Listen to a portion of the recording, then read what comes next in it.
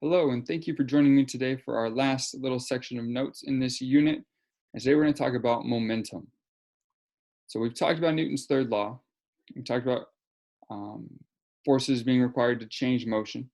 But if we look at, we're going to talk today about momentum. And so, example question: if a small car and a large truck are moving with the same velocity, same speed, same direction, and you apply the same braking force to both, which one's going to stop first? In your head, you can say, I know the small car is going to stop first. And then I'll ask you why. Well, you're going to say, because the truck's bigger. So yeah, the truck takes more time to stop than the car does because the truck is bigger. Very good. Another example, if you have two cars, the exact same car, one is moving fast, one is moving slow. Which one takes longer to slow down? You're going to say the fast moving car because it's going faster, it takes longer. Absolutely. So a fast moving car would take more time than a slow moving car to stop or to slow down. So the large truck and the fast car, the reason they do that is because they have more momentum. So this word momentum has a definition to it. So momentum is a quantity defined as the product of the mass and velocity of an object. So that's your definition. So quantity defined as the product, that's an important word, as a product of the mass and velocity of an object. And because it's got mass and velocity, anything that has this velocity, anything that has velocity has momentum. All moving objects have momentum. If you have no velocity, that means you also have no momentum. Okay, so let's look at this a little bit more in depth. First, objects moving in a straight line, we can calculate momentum by, again, taking the product of the mass and velocity. The product means multiply. So that math concept, product means multiply. So I know that momentum equals mass times velocity. We can use symbols for this. Momentum is represented by a P. Mass is always little m, velocity is small lowercase v.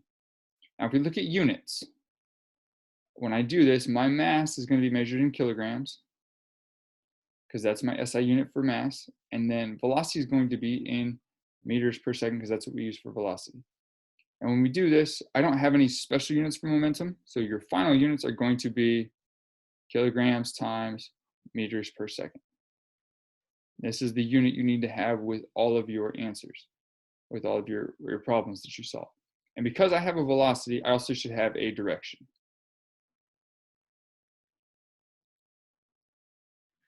And so the SI unit is kilograms times meters per second, which is the kg times m/s, kilograms times meters per second. And because, like we said, velocity has direction, your momentum also has direction. It has to be in the same direction as the velocity. Whichever your velocity is going, that is your momentum, which is kind of a common sense like that makes sense to, you wouldn't have momentum going the opposite way. That'd be weird. Okay, so a couple ways we can change momentum is one, momentum increases as mass and or velocity increase. Okay, for example, you have a tractor trailer truck and a sports car moving at the same speed. Which one of those is going to have more momentum? You're going to say the truck because it has more mass. A fast moving car, if you have two cars that are the same size, one's moving fast, one's moving slow, the one with more momentum is going to be this faster moving car. And then again, an object not moving, v equals 0, your momentum is also 0. So let's look at this. We'll kind of do some questions and calculations with it. But here we go. One last bit before that is, in order for momentum to change, so if momentum changes, we're going to use a triangle. So this triangle is the Greek letter delta, means changing. For me to change momentum, I have to have a final momentum and an initial momentum. And momentum is equal to mass times velocity. In most cases, it is much easier to change the velocity something moves at than it is to change the mass. It's hard to throw things onto a moving object and not have it slow down. So velocity is easier to change. Speed up, slow down, that kind of thing. So when you play catch the baseball or softball, when you catch a baseball, you have to apply a force in order to make the ball stop moving. So your ball is moving, you apply a force, the ball stops in your glove. You force it to change its motion, and because it changes its motion, it also changes its momentum. Okay. If you've ever done an egg toss before, where you toss an egg back and forth and try to make sure it doesn't break, when you catch it, your hands might start here as the egg comes in, and then you're going to catch and you're going to pull your hands backwards so you catch it nice and soft. And what's happening is as the period of time becomes longer, so as you increase the amount of time you're slowing something down, the force you need to change it also becomes smaller. So to keep that egg there, you increase the amount of time it's in your hands and slowing down, and that prevents it from breaking. So in the baseball example, if you pull your glove back while you're catching a ball, the force on your hand becomes less, which means it stings less. So provided you miss the webbing, you miss this section here, you can reduce the sting by pulling your glove backwards. All right, let's do some practice with momentum. So our first question, I want you to calculate the momentum of a 6.00 kilogram bowling ball moving at 10 meters per second down the alley toward the pins. So things that I know. One, I know that my momentum is P equals M times V. I'm looking for either P, M, or V. I'm gonna write down everything I know here. I'm also gonna draw a picture. So I have a bowling ball going this way towards a bunch of pins.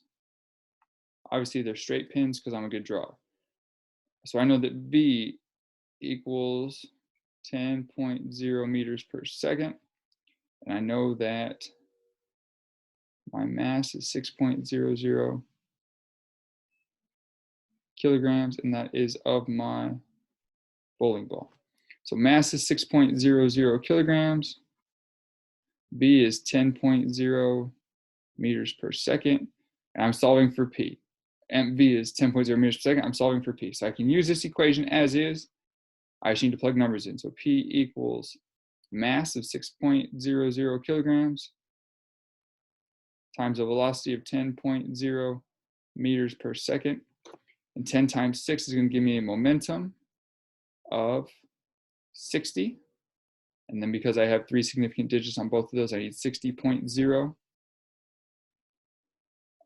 And my unit's going to be kilograms times meters per second.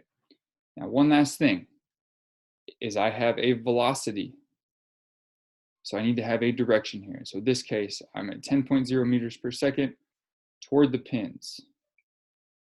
That's going to be my direction, so toward the pins. Okay, I have some practice examples for you on the next slide, so I'll let you work through those. And then make sure you pause it now. So I want you to calculate the momentum of the following objects, and then there's a question here where you have to solve for velocity instead of just momentum. So try to work through these. I have the answers on the next slide, so make sure you pause it now if you want to work through those, and when you resume, you'll get your answers. So here we go. Your answers to the previous questions are here. Notice that each of them has a direction except for the 0 one, because 0 doesn't have a direction. But then the velocity also has direction in this case as well. All right. With momentum, we have this thing called the law of conservation of momentum. And when we conserve something, we keep it intact. We don't get rid of it. It stays the same. So imagine two cars of different mass moving at different velocities collide. So you have a head-on collision. You have car A and car B. A is moving this way, B is moving this way. They collide, and you get AB stuck together. We can predict the momentum after the collision if we know their momentums before. This is used, this is our kind of crime scene investigation. So when they tell you on the news that so-and-so was reported going faster, but it's been an accident, nobody saw it, how do you know? This is the kind of thing they use. So they can apply all the principles we've learned thus far, and they can figure out how far this car should be going and should have gone. But we have this statement called the law of conservation of momentum, which states the total amounts of momentum in an isolated system is conserved. So it's the same before a collision and after a collision. That is your law of conservation of momentum. And so when two or more objects collide, The momentum after collision is the same as it was before the collision. One place you see this all the time, and it's the basis of the game, is billiards or pool. And so if you rack a game of pool to play with somebody, and you put all of your pool balls in a triangle here, the idea and the goal with this is to make sure they're all touching, because I'm going to shoot 15 pool balls with one ball, and the momentum of this one ball is going to be dispersed to all 15 of those. Okay, so if these are all touching, it transfers the energy evenly, which gives you the best split. But when you hit the cue ball, it has momentum, and then when that momentum, or when that cue ball strikes the second ball, it will be transferred over, but the total has to stay the same. So if your cue ball goes one way, for example, if I hit a cue ball here and it strikes this ball, if after the collision, ball number 2 goes this way and ball number 1 still has a little momentum, this one's not going to go as fast as it would if the cue ball didn't move anymore. But that's the conservation. It's got to be the same. And these 2 arrows should be the same as this one. Collectively, should be the same. But that is the law of conservation of momentum. Another place we see this that's kind of cool is in space. So we talk about rockets and sending things into orbit. So what happens here is you have a large fuel tank, and that fuel tank is then burned. So you're burning these gases, and we're pushing out gases here. So gases are forced downward. When you push the gases backwards, those gases push you forward. And so this is kind of Newton's third law and momentum all working together here. That we had the same amount pushing this way as this way, so the total momentum has to be 0. Whatever momentum we had going down equals the momentum going up. We have a force going down, so we have a reaction force of going up. So this is putting it all together. This is how we've accomplished and achieved space travel for everything that we've done thus far. But that is the end of today's lesson. I would like you to, for practice, we've done state Newton's third law. I would like you to describe how momentum is calculated. Give me the equation for momentum. And then what is the law of conservation of momentum? And give me an example of where you would see this. If you get those 2 done, the last one I want you to do is number 7. Calculate the momentum of a 1 kilogram ball moving eastward at 12 meters per second. Get those completed, and I will see you tomorrow as we discuss this a little bit more. Thank you for your time. Enjoy the rest of your day.